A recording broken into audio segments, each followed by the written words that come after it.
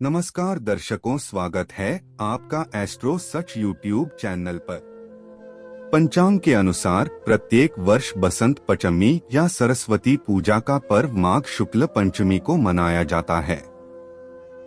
इस साल बसंत पंचमी 26 जनवरी को पड़ रही है। दरअसल माघ शुक्ल पंचमी तिथि 25 जनवरी की शाम से ही शुरू हो जाएगी, लेकिन उद्यातिथि के अनुसार बसंत पंचमी 26 जनवरी को मनाई जाएगी। धार्मिक दृष्टिकोण से यह पर्व विद्यार्थियों के लिए विशेष महत्व रखता है।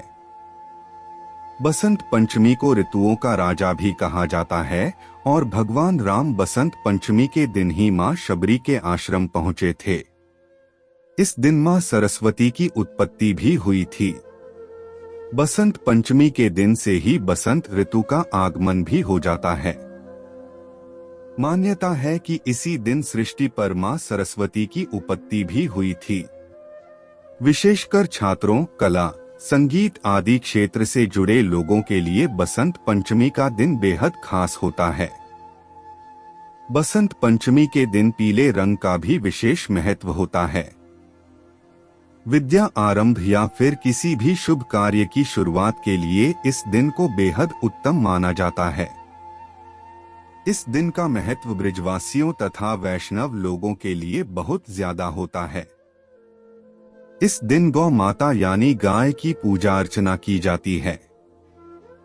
जैसा कि हम सभी जानते हैं कि गाय का हम सभी के जीवन में बेहद ही खास महत्व है।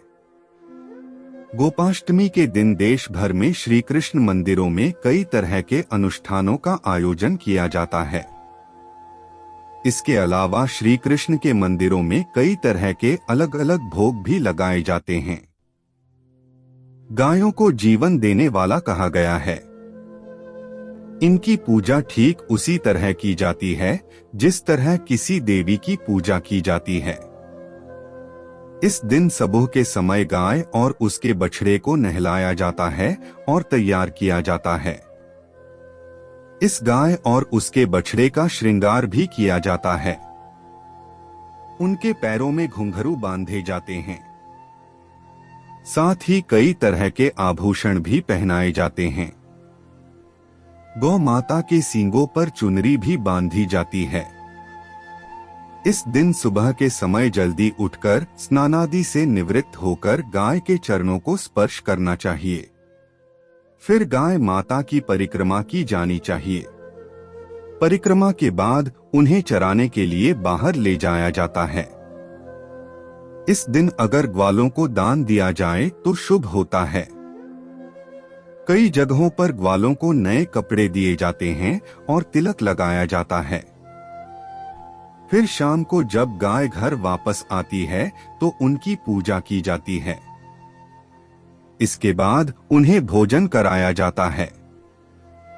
इस दिन गाय को हरा चारा, हरा मटर एवं गुड़ खिलाया जाता है।